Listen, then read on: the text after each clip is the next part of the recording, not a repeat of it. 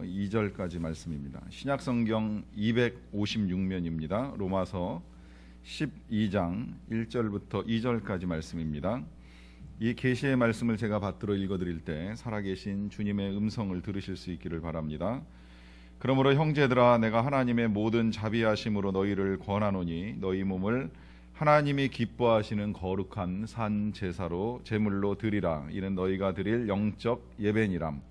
너희는 이 세대를 본받지 말고 오직 마음을 새롭게 함으로 변화를 받아 하나님의 선하시고 기뻐하시고 온전하신 뜻이 무엇인지 분별하도록 하라.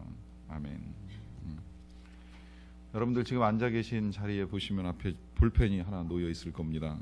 그 볼펜을 놔드린 이유는 이 주보 사이에 보시면 자원봉사를 위한 설문조사 용지가 끼어 있습니다. 이걸 지금 작성하시면 됩니다. 잠깐 시간 오래 걸리지 않는 거니까 가능하면 모두 볼펜을 들고 5문제밖에 안 되고요. 또 2번에서 건너뛰면 4문제밖에 안 되니까 간단하게 좀 작성을 해주시면 좋겠습니다. 작성을 하셔서 잘 가지고 계시다가 이따가 헌금 시간에 헌금 주머니 이렇게 돌아갈 때 헌금과 함께 헌금과 함께 아니어도 상관없고요.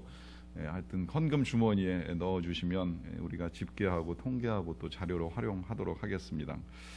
이 일을 통해서 봉사를 강요하는 일은 절대 일어나지 않습니다. 다만 이제 원하신다면 의뢰해서 봉사 또 하실 수 있도록 하는 일도 하려고 하니까 적극적으로 작성해 주시고 참여를 부탁을 드리겠습니다. 작성하시면서 들으셔도 관계없다고 생각을 하는데요. 그리스 신화에는 그리스 이 3호섬 남쪽에 있는 이카리아 해라고 하는 이 바다에 관한 신화가 실려 있습니다. 그 바다가 이카리아가 된 이유는 그 신화의 주인공인 이카로스라고 하는 사람과 관련이 있는데요. 그의 아버지였던 이 다이달로스가 이 만들기의 달인이었습니다. 그래서 잘 만드는데 그 만드는 일 때문에 이제 원수를 사게 되는 일이 부득불 생겼어요. 그러다 보니까 왕에 의해 가지고 크레타라고 하는 섬에 이제 갇히는 일이 있습니다. 근데 이 워낙 잘 만들다 보니까 이 다이달로스라고 하는 사람이 이 섬에서 탈출해야 되겠다라고 하는 이제 그 결심을 하고 방법을 찾아 나가는데 어떻게 탈출을 할까 이제 고민을 하다가 이 방법을 찾은 것이 새의 깃털을 다 뜯어가지고 실로 엮어가지고 이제 날개를 만드는 것이었습니다. 그런데 이 날개를 이 사람의 몸에 붙일 때에 이제 붙이는 방법으로 이제 밀랍을 사용해가지고 사람의 등에다 붙여서 이제 날아갈 수 있게 하여야겠다라고 하고 그 일을 진행을 했습니다. 신하니까 이제 과학적으로 그게 가능하냐라고 하는 의문은 안 가지셔도 상관은 없는데 이제 그렇게 해서 이제 날개를 달고 또 자기 아들인 이카루스도 함께 날아가기 위하여 이 아들의 몸에다가도 똑같이 날개를 달아서 밀랍으로 붙여 주었습니다. 근데 그때 이 다이달로스가 이카루스에게 이제 당부를 합니다. 네가 이 날개를 달고 날아오르는 건 좋은데 너무 높이 날아오르게 되면 이 태양열에 의해 가지고 밀랍이 녹게 되고 그러면 날개가 떨어질 수 있다라고 하는 경고를 하게 됩니다. 이제 그래서 이 날개를 달게 된 이카로스가 날아보려고 실험적으로 날개짓을 하면서 이제 날아오르기 시작을 하는데 몸이 뜨게 됐어요. 실제로 날아올랐습니다. 그런데 늘 인간의 꿈이 그러하듯이 날기 시작하면 이게 재밌잖아요. 그리고 신기하기도 하고 하다 보니까 한없이 올라갑니다. 올라가다가 결국엔 진짜 그 아버지의 경고대로 태양열에 의해 가지고 밀랍이 녹아들면서 날개가 떨어지게 되고 결국 그가 바다에 빠져 죽었다는 이야기. 그래서 그 바다의 이름이 이카리아 해라고 하는 이름이 붙여졌습니다.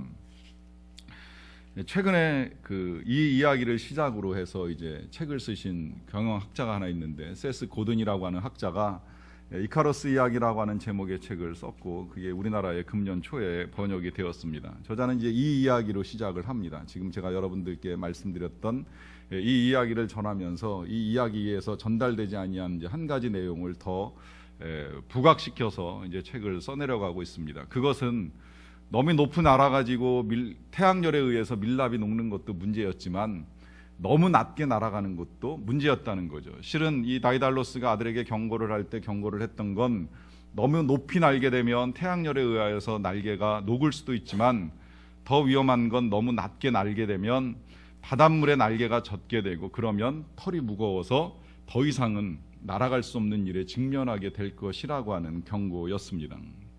사람이 교만하여서 지나치게 높아지려고 하면 날개가 떨어져서 추락하는 일이 있습니다. 이문열 소설의 제목처럼 추락하는 것이 날개를 달고 추락할 수도 있다라고 하는 것입니다. 반대로 지나치게 낮은 자리에서 더 이상 날아오르려고 하지 아니하면 나도 모르는 사이에 날개가 젖어서 오히려 그것이 더 이상은 날지 못하게 할 뿐만 아니라 심한 경우에는 삶을 추락시킬 수도 있다라고 하는 것을 생각해야 된다라고 하는 것입니다. 그러면서 저자는 말하기를 우리의 낮은 기대와 소박한 꿈에 만족하고 자신의 능력을 과소평가하게 되면 그것이 삶을 퇴락시킬 수도 있다라고 하는 경고를 하고 있습니다. 여러분, 우리 모두가 다 안정적인 삶을 원하고 있습니다. 이 욕구는 뭐 인간이 가지고 있는 본능적인 욕구라고 하는 걸 부정할 수는 없습니다. 아브라함 메슬로우가 인간의 욕구 단계설을 이야기했을 때 생존의 욕구, 먹고 살만한 문제만 해결이 되면 누구나 다 그 다음에 원하는 것은 삶의 안정을 찾는 것입니다. 그래서 우리는 안정을 찾기 위해서 여러 가지 노력을 기울입니다. 우리가 열심히 돈을 벌고 재산을 모으려고 하는 이유라든지 좋은 직업을 가지고 싶어하는 이유라든지 아니면 우리의 자녀들이 좋은 대학을 나오고 좋은 일터를 가졌으면 좋겠다라고 하는 생각의 기본에는 우리가 다 안정을 갈구하는 욕구들이 자리 잡고 있기 때문입니다. 그래서 이 안정이 흔들리게 되면 우리의 마음속에는 이제 불안이 찾아 들어오게 되는데요. 저는 이제 지난 8월부터 여러분들과 함께 내 마음을 지키라고 하는 주제를 가지고 말씀을 나누었습니다. 8월 첫 주에 시작된 말씀의 제목은 이러했습니다. 네 마음을 지키라, 불안으로부터. 제일 먼저 다른 것이 이 불안의 문제였습니다. 그렇게 보면 이 안정으로부터 마음을 지키라라고 하는 이 말씀은 처음 제시해드렸던 말씀과 서로 충돌이 나는 것처럼 이제 그런 의문이 들 수도 있습니다. 언제는 불안으로부터 마음을 지키라고 말씀을 하더니 이제는 안정으로부터 마음을 지켜야 한다라고 하는 건 뭔가 앞뒤가 안 맞는 거 아닌가 하는 생각을 하실 수도 있습니다. 여러분, 우리가 불안할 때 마음을 지켜야 하는 건 맞습니다. 염려와 근심에 매여 살기보다는 모든 염려와 근심을 기도함으로 하나님께 아뢰고 우리 하나님이 주시는 평안을 누리며 살아야 합니다. 이것이 믿음이고 이것이 신앙인의 삶입니다. 그런데 분명하게 아셔야 될 것, 불안의 반대는 안정이 아니라 평안입니다. 이 평안은 안정과는 다릅니다. 안정이라고 하는 건 변화를 거부하고 싶은 욕구를 말하는 것입니다. 그러니까 변화의 반대는 평안이 아니라 정체요 또는 태보가 될 수 있다라고 하는 것입니다. 그러므로 이 불안 속에서 평안을 찾기 위해 기도하는 것은 맞지만 안정의 욕구로 인하여서 변화를 거부하게 되면 너무 낮게 날다가 물에 젖어서 더 이상은 날 수 없는 이카루스가 될 수도 있다라고 하는 것입니다. 중국의 고사성어 가운데에 생어우환, 사어안락이라고 하는 말이 있습니다. 우환이 나를 살리고 안락이 나를 죽음으로 인도할 것이라고 하는 의미입니다. 또 이런 말도 있습니다. 안락사 우환생이라. 안락은 죽음이요 우환은 생존이라고 연결을 시킵니다. 안락이 좋은 것 같지만 그것이 우리에게 사망을 불러올 수도 있고 또 우환이 나쁜 것 같지만 그것이 우리를 살려줄 수 있는 도구가 될 수 있다라고 하는 것입니다. 이것이 실제 영적으로 틀리지 않다라고 보는 것, 물론 그런 의미를 가지고 고사성어가 만들어졌는지는 모르겠지만 우리의 삶에 있어서 때로는 평안이, 이 안정된 상태, 정확하게 표현하면 평안한 상태가 아니라 이 안정된 상태가 우리를 추락시킬 수도 있고 오히려 힘든 역경이 우리로 하여금 신앙의 사람으로 키워내는 일들을 만들어줄 수도 있다라고 하는 것입니다. 이것은 뭐 일상생활에서도 나타나는 일인데요. 시골 농촌을 지나던 이 스승과 제자가 있었습니다. 늦은 시각에 한 농부의 집에 들어갑니다. 농부의 집에 들어가서 하룻밤 잠을 청하는데 허락을 받고 이제 잠을 자려고 하는데 가만히 이렇게 보니까 그 집에 있는 재산은 암소 한 마리가 전부였어요. 아주 가난한 집입니다. 그리고 그 암소 한 마리를 키우면서 젖을 짜서 그것을 가지고 먹기도 하고 팔기도 하면서 생존을 유지합니다. 근데 그것이 전부였기 때문에 무척이나 가난한 집이었습니다. 그 한 마리에 의해서 경제생활 전체를 의존하는 아주 어려운 집이었는데 그날 밤에 스승이 다 잠든 밤에 제자를 깨워가지고 둘이 나가서 몰래 그 집에 묶여있는 암소를 풀러가지고 데리고 나갑니다. 끌고 나가서는 저 벼랑 끝에 가가지고 소를 밀어서 떨어뜨려 죽인 다음에 그 집을 떠나는 일이 있었습니다. 제자가 볼 땐 정말 이해할 수 없는 일이었어요. 왜 그러는가? 왜 스승이 남의 집의 암소를 도둑질하고 그 소를 떨어뜨려 죽이고 그리고 도망을 가는가? 이해할 수 없었지만 스승의 깊은 뜻이 있으리라고 하는 생각을 가지고 질문은 하지 아니하였는데, 그러고 세월이 흘렀습니다. 그리고 계속 사제지간을 유지하면서 이 가르침과 배움을 이어나가던 중에 세월이 몇 년 흐르고 난 뒤에 스승은 이 제자를 데리고 전에 찾아갔었던 이 농부의 집을 다시 찾아가게 됩니다. 가보니 집안의 환경이 좀 바뀌었어요. 옛날 집이 사라졌습니다. 그리고 그들이 살고 있었던 그 지역에 커다란 농장이 형성이 되어 있었고, 그 농장의 주인이 그 소를 키우던 사람이었다라고 하는 걸 알게 되었습니다. 그래서 이것이 어떻게 된 것이냐고 이제 확인을 해봤는데, 그 농장의 주인이 그렇게 말하더라는 거예요. 당신네들이 우리의 소를 훔쳐갔던 거 아니었느냐. 그래서 우리는 낙심하고 굉장히 막막했었다. 어떻게 살아야 될지를 몰랐다. 고민하다가 그저 그냥 땅을 조금 얻어가지고 남의 땅을 빌려가지고 농사를 짓기 시작했는데, 열심히 하다 보니 농사가 잘 됐고, 그 농사된 것을 가지고 땅을 조금씩 사들이고 늘려간 것이 오늘 지금 이런 농장이 되었다라고 하는 이야기입니다. 그때 소가 사라지지 아니하였다라고 하면 그냥 그 소 한 마리에 매달려 가지고 평생 살았을지도 모르는데, 어느 한순간 소가 사라지는 역경을 겪고 나니까 그 이후에 뭔가 다시 시도해야 되겠다라고 하는 삶의 변화를 이루어간 것이 오늘의 그들을 만들었다라고 하는 것입니다. 지금 이 농부들은, 이 농부의 가정은 이 한 사람 스승의 결정들을 통하여서 그들의 삶의 변화를 이루었습니다.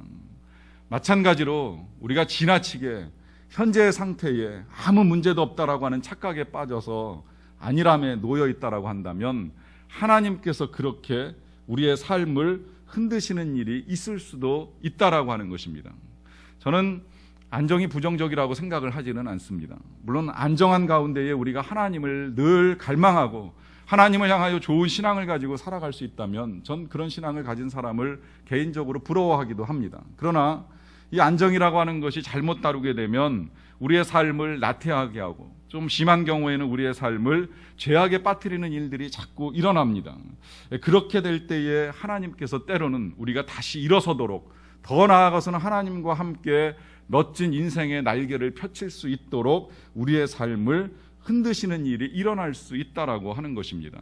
그런 일을 겪은 사람들은 성경에 참 많이 나오는데요, 그 가운데 한 사람을 꼽으라고 하면 모세라고 할 수 있습니다. 모세는 40년 동안 광야에서 중년의 세월을 다 보내게 됩니다. 처음엔 낯설었을 거예요. 원래 왕궁 살던 사람인데 사고를 치는 바람에 도망가서 이제 광야에 가서 삽니다. 불편했을 거라고 생각을 해요. 그런데 우리 사람의 특성이 뭐냐면, 처음엔 되게 어색하고 힘들지만 시간이 지나면 다 적응하게 되어 있습니다. 제가 얼마 전에 신혼이라고 하는 것이 한 사람이 신나고 한 사람이 이제 혼난다라고 했는데, 혼나는 이유는 이 사람이 나한테 적응을 못하니까 혼내는 사람이 생기는 거예요. 그러다 보면 이제 그 한 사람은 되게 이제 혼나면서 힘들어 하잖아요. 혼나고 혼내고 막 이러다가 하는 중에 이제 갈등이 야기되는데, 이게 좀 불편합니다. 근데 시간이 지나면 적응이 돼요. 한 사람이 이제 주도권을 잡거나 기가 세면 되게 이제 한 사람이 거기에 적응을 하면서 이 부부가 이제 삶을 살아가는 일이 있습니다. 그러다 보니까 이제 시간이 지나면 익숙해져요. 그래서 사람들이 그러잖아요. 이제 살 만큼 살았으니 기침 한 번만 해도 뭘 원하는지, 뭘 싫어하는지 다 눈치로 안다라고 하는 이야기를 합니다.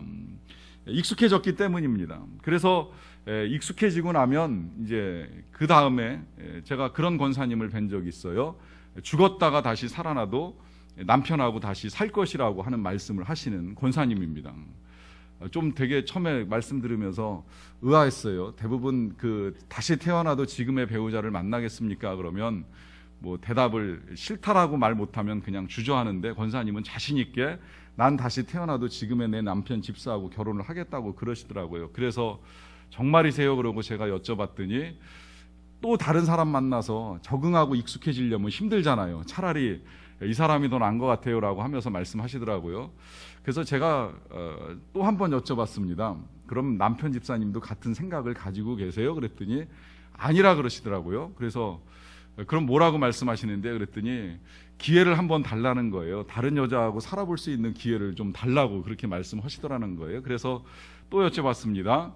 기분 나쁘지 않으셨어요? 그랬더니 기분 나쁠 거 뭐 있어요? 그 여자와 살아봐야지 내가 얼마나 귀한 줄 알잖아요. 이렇게 아주 자신 있게 대답을 하시더라고요. 뭐 저도 그건 좋다고 생각을 하는데요. 시간이 지나면 뭐든지 우리가 익숙해지게 되어 있습니다. 모세도 그랬으리라고 생각을 합니다. 광야 생활 처음에 힘들었지만 또 더군다나 이 모세의 광야 생활은 처가살입니다. 장인의 집에 얹혀 살면서 얻어먹고 살아가는 그런 신세였는데 어느 날 하나님이 찾아오신 거예요. 그리고 그 삶을 흔듭니다. 지금 살던 이 자리를 떠나라고 말씀을 하셨어요. 그리고 왕궁에 가라고 하셨는데 그 왕궁에 되돌아가는 그 일이 그냥 왕이 돼서 가는 것이 아니라 왕을 대적하라는 것입니다. 이 왕에게 하나님의 뜻을 전하면서 이스라엘 백성들을 이끌고 다시 광야를 거쳐서 가나안 땅에 들어가라고 하는 명령을 전하라고 이 모세를 보내시는 것입니다. 그러다 보니까 이 모세가 주저하는 거예요. 핑계를 댑니다. 6, 7번 핑계를 대면서 전 못합니다. 전 입이 뻣뻣하고 혀가 둔합니다. 전 할 수 없습니다. 여러 가지 이유를 끌어다 붙입니다. 이유는 사실 한마디로 말하면 난 여기가 편하다는 거예요. 난 이것이 익숙하다는 거예요. 내 살 날도 얼마 남지 않았는데 이제 와서 왜 내 삶을 바꾸려고 하느냐라고 하는 도전이라고도 볼 수 있습니다. 그런데 하나님은 모세가 그렇게 살기를 원치 않으셨습니다. 그를 통하여 하시고 싶은 일이 있으셨어요. 그건 이 모세가 이스라엘 백성들을 이끌고 노예 생활에서 벗어나게 하는 것입니다.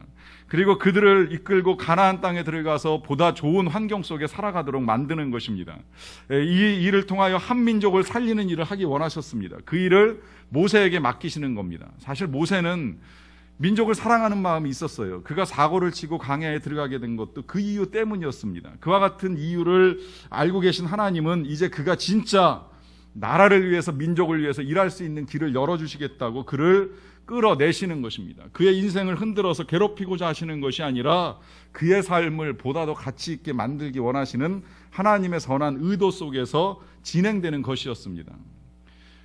여러분, 우리 하나님이 우리의 인생을 흔드실 때 두려워하지 마십시오. 정말 그때는 불안으로부터 마음을 지켜야 하는데 안정으로부터 마음을 지킨다라고 하는 것은 그때 내가 주저앉아 있겠다라고 하는 이 마음을 떨쳐버릴 수 있어야 된다라고 하는 것입니다. 하나님이 우리의 인생을 흔드시는 것은 결코 우리를 힘들게 하시려는 것이 아닙니다. 오히려 새로운 변화들을 통하여서 보다 귀한 일들을 이루시기 원하시기 때문인 것입니다. 오늘 본문 로마서 12장 2절을 봅니다. 너희는 이 세대를 본받지 말고 오직 마음을 새롭게 함으로 변화를 받아 하나님의 선하시고 기뻐하시고 온전하신 뜻이 무엇인지 분별하도록 하라. 여기서 하나님이 말씀하시지요. 이 세대를 본받지 말아라 그래요. 그리고 마음을 새롭게 함으로 변화를 받아라 그래요. 원래 이제 이 말씀은 로마서 그 12장 1절하고 연결된 말씀입니다. 1절을 보시게 되면 그러므로 형제들아 내가 하나님의 모든 자비하심으로 너희를 권하노니 너희 몸을 하나님이 기뻐하시는 거룩한 산제물로 드리라. 이는 너희가 드릴 영적 예배니라 그래요. 자, 영적 예배를 드리라 그러시는데 어떻게 드리느냐? 너희의 몸을 가지고 드리라 그래요. 이걸 보다 더 구체적으로 어떻게 그런 몸을 가지고 드리는 예배가 하나님이 받으실 만한 영적 예배가 되느냐라고 하는 질문에 대한 답이 조금 전에 보았던 2절의 말씀입니다. 2절의 말씀에서 우리가 드리는 영적 예배를 두 가지로 풀어줍니다. 하나는 이 세대를 본받지 마는 것이고 또 하나는 하나님께서 원하시는 기뻐하시는 뜻이 무엇인지를 분별하는 것이라고 하는 것입니다. 여러분, 여기서 말씀하고 있는 이 세대는 어떤 세대일까요? 이 세대는 그 뒤에 있는 말씀과 연결시켜도 쉽게 우리가 풀어갈 수 있는데요. 그것은 하나님의 뜻을 거스르는 세대입니다. 하나님을 거부하는 세대입니다. 우리 피조물이 창조주 되신 하나님을 인정하고 그 하나님의 통치 가운데 살아가야 되는데 그 하나님을 떠나서 내 생각대로 내 욕심대로 살아가겠다라고 하는 세대가 이 세대입니다. 근데 이 세대의 그와 같은 삶이 불신자들에게서만 드러나는 것이 아니라 하나님을 믿는다라고 하는 사람들의 삶 속에서도 얼마든지 드러날 수 있는 그런 삶이라고 하는 것이에요. 역사 속에서 이제 그런 세대의 특징들이 드러나는 두 세대를 우리가 볼 수 있는데요. 쉽게 그냥 이 로마서가 쓰여지던 2000년 전의 세대의 모습이 그러했습니다. 우리 예수님이 이 세상에 오셨을 때 오신 자리는 유대 땅이었습니다. 유대 땅은 하나님을 아는 유대인들이 사는 땅입니다. 하나님을 믿는다라고 하는 사람들이 그 지역에 살고 있었습니다. 그런데 그 지역에서 나름 하나님의 말씀을 가장 많이 연구하고 있다라고 하는 이 바리새인들이 그 말씀에서 예언하고 계시는 예수님이 이 땅에 오셨음에도 불구하고 그 예수님을 믿지 못합니다. 오히려 거절합니다. 거절할 뿐만 아니라 그 예수님을 십자가에 못 박는 악한 일까지 하는 세대입니다. 그 정도로 하나님을 안다고는 하지만 믿는다고 하는 거죠. 그러나 제대로 알지 못하고 제대로 믿지 못하여서 악에 빠진 세대가 2000년 전 바로 이 세대였습니다. 500년 전의 중세 말기 시대 예수님을 믿는다고 하는 사람들이 예수님을 믿는 것 같지만 믿지 아니하는 일이 또 일어났던 적이 있습니다. 아시는 대로 우리의 구원은 오직 예수 그리스도로 말미암아 되어지는 일인데 이 구원의 진리를 거부한 채 면죄부를 팔면서 면죄부를 사기만 하면 당신이나 당신의 가족들이 구원을 받을 수 있을 것이라고, 심지어 성경에도 없는 연옥에 들어가서 있는 사람들조차도 당신이 지금 이 땅에서 면죄부를 사드리기만 하면 그러면 그도 연옥에서 천국으로 가게 될 것이라고 하면서 백성들을 오도하던 시대가 있었습니다. 그런데 그 시대의 사람들이 하나님을 모르던 사람들이 아니에요. 하나님의 이름을 들었습니다. 또 나름 예수님을 믿는지 아니면 못 믿는지는 모르지만 믿는다라고 하는 이름을 가지고 살던 사람들입니다. 이런 시대에 이 잘못된 것들로 인하여서 지금으로부터 497주년 전에 마틴 루터 또 요한 칼뱅이 종교개혁을 일으켰지요. 오늘은 그 종교개혁 497주년 기념일로 드리는 예배일입니다. 이 세대의 어둠들이 이렇게 반복되는데 그로부터 세월이 흐른 지금 오늘 우리 시대는 과연 어떠할까요? 우리 시대에도 역시 교회를 다니는 사람들은 많지만 하나님을 믿는 사람들이 점점 줄어듭니다. 동영상을 보다 보니까 혹자가 배도자가 많은 시대에 예수님이 오시게 된다라고 하는 것을 말씀하시는데 배도자가 일어나는 일이 아직 별로 많게 일어나지 않는 걸로 보니까 예수님이 오실 때가 안 되었다 이렇게 말씀하시는데 전 좀 다르게 봅니다. 우리 시대에 정말 배도하는 일이 전혀 없을까요? 이미 많은 사람들이 하나님을 떠나고 있습니다. 몸도 떠난 사람이 많지만 그러나 하나님 전에 나아와도 이미 그 마음, 영혼은 하나님 없이 살아가는 사람들이 점점 더 늘어나고 있는데 이 시대가 배도의 시대가 아니라고 감히 어떻게 그렇게 말할 수가 있겠습니까? 이런 세대 속에서 하나님이 원하시는 것은 이 세대를 본받지 말라는 것입니다. 그리고 마음을 새롭게 함으로 변화를 받아야 된다라고 하는 것입니다.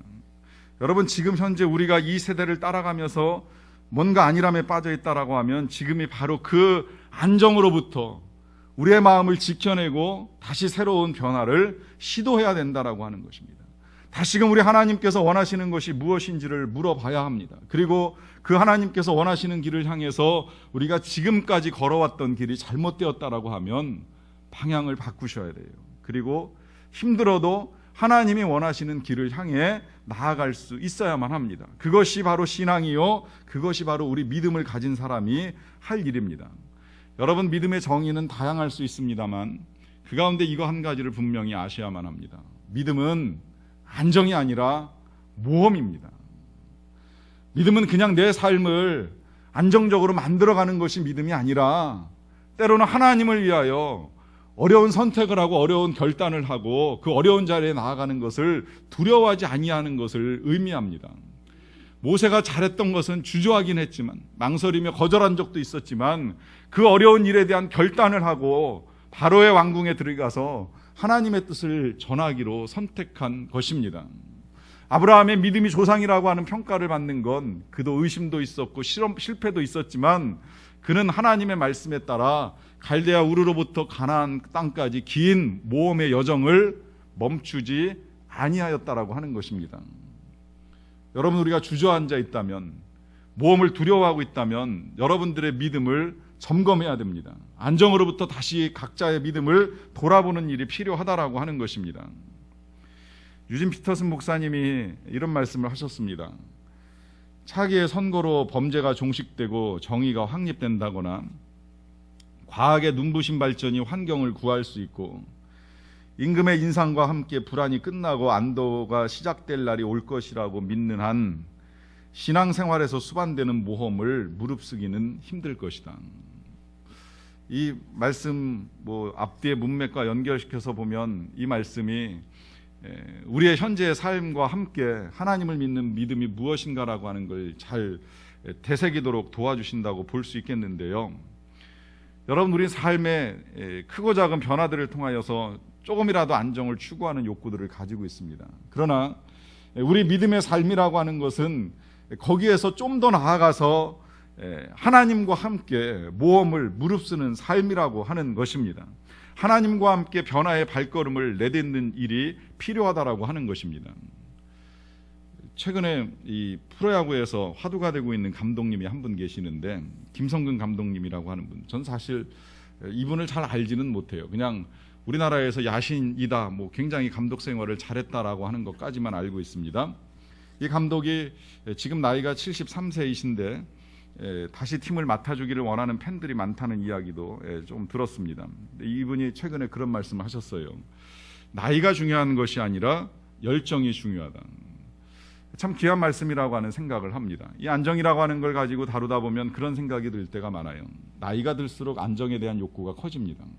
젊다는 건 모험할 수 있고 도전할 수 있는 용기가 크다라고 하는 것인데, 이제 그렇게 보면 나이가 중요한 것이 아니라 열정이 중요하다라고 하는 건 우리의 젊고 늙음이라고 하는 이 문제는 우리의 물리적인 나이에 달려있는 문제가 아니라 내가 모험을 두려워하지 아니하는가, 아니면 내가 안정을 추구하느냐의 문제를 가지고도 쉽게 결정지을 수 있다라고 하는 것입니다.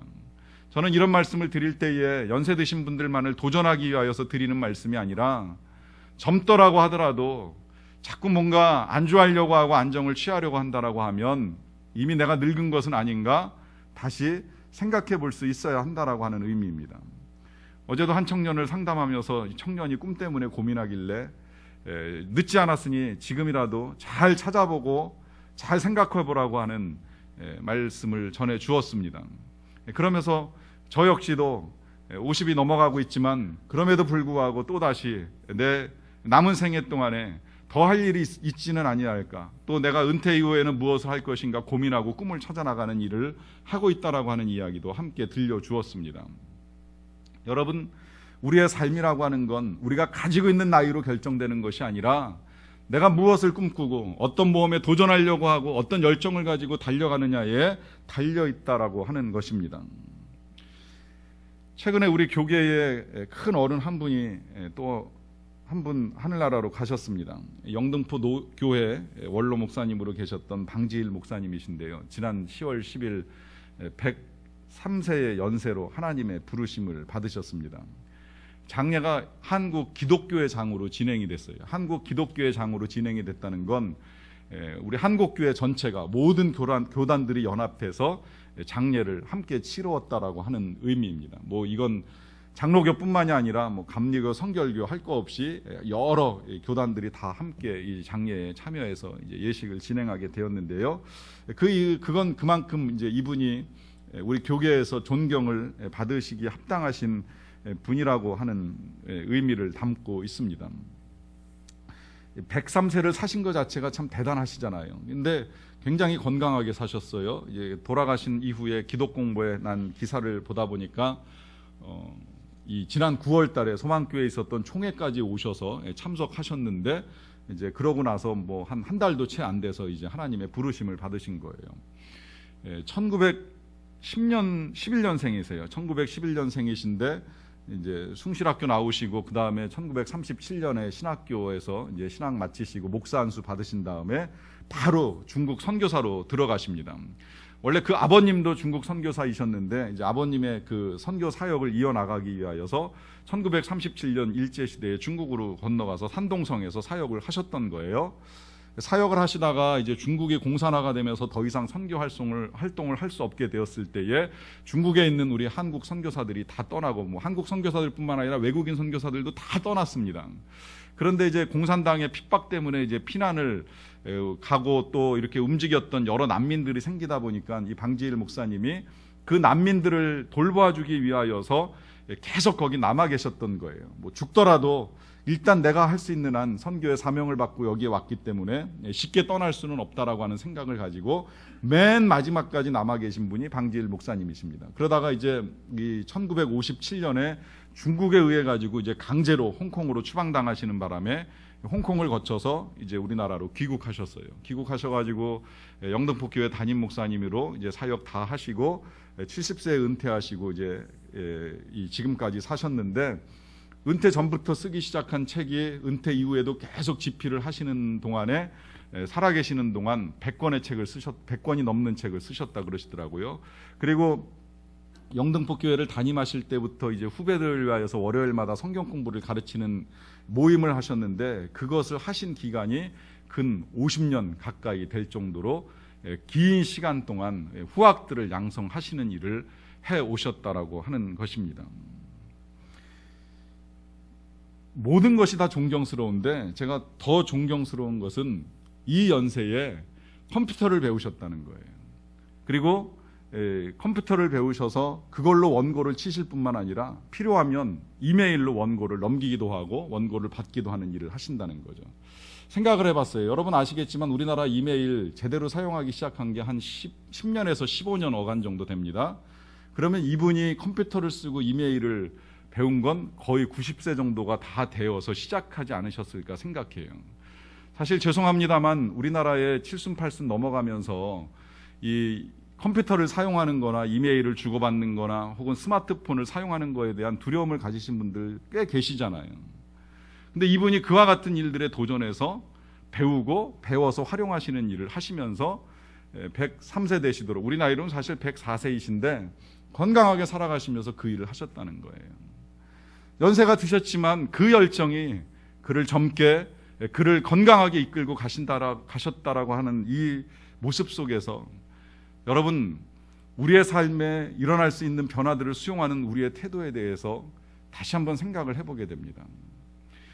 내가 행여라도 안정에 빠져서 그냥 그 나태함 속에 나의 삶을 방치하고 있다면, 그게 더 나쁜 건, 그래서 정말 죄악 가운데 있음에도 불구하고 바꾸지 못하고 변화시키지 못하고 살아가고 있다라고 하면, 지금 우리에게 들려주시는 우리 하나님의 말씀을 우리가 분명히 들을 수 있어야만 합니다. 너희는 이 세대를 본받지 말고 오직 마음을 새롭게 함으로 변화를 받아 하나님의 선하시고 기뻐하시고 온전하신 뜻이 무엇인지 분별하도록 하라. 기도하시겠습니다. 사랑하는 성도 여러분, 여러분들의 삶의 목표는 무엇이고 또 삶의 꿈은 과연 무엇입니까? 그저 그냥 이 세상 흘러가는 대로, 돌아가는 대로 안정적으로 아무 변화, 아무 어려움 없이 잘 살았으면 좋겠다, 이것만이 전부라고 생각하고 계시는 것은 아니신지요? 여러분, 삶의 변화가 필요합니다. 그 변화는 우리가 지금까지 계속 말씀을 들어온 대로 크든지 작든지 일으켜야 될 변화입니다. 만약에 우리가 죄악에 빠져 있었다라고 한다면 지금 회개하고 거기서부터 새로운 삶을 결단하십시오. 태만에 빠져 있었다라고 하면 거기서부터 다시 변화를 결단하고 부지런히 살 것을 꿈꾸고 기도하십시오. 아무 소망 없이, 아무 계획 없이 그저 그냥 안일하게 살아왔다라고 하면 하나님과 함께 남은 생애에 또 다른 꿈을 꾸기를 원합니다. 새로운 꿈을 꾸기를 원합니다라고 하는 그런 고백과 결단을 하며 나아가기를 원합니다. 그 일이 크던 작던 중요한 것이 아니라 하나님과 함께 새롭게 도전하는 그 일이 여러분들의 인생을 가치 있게 만들 것이고 여러분들의 인생을 보다 더 기쁘고 보람차게 만들어 갈 것입니다. 그러한 나의 삶이 되기를 소망하시면서 하나님께 도와달라고 구하는 기도를 함께 드리도록 하겠습니다. 같이 기도합니다.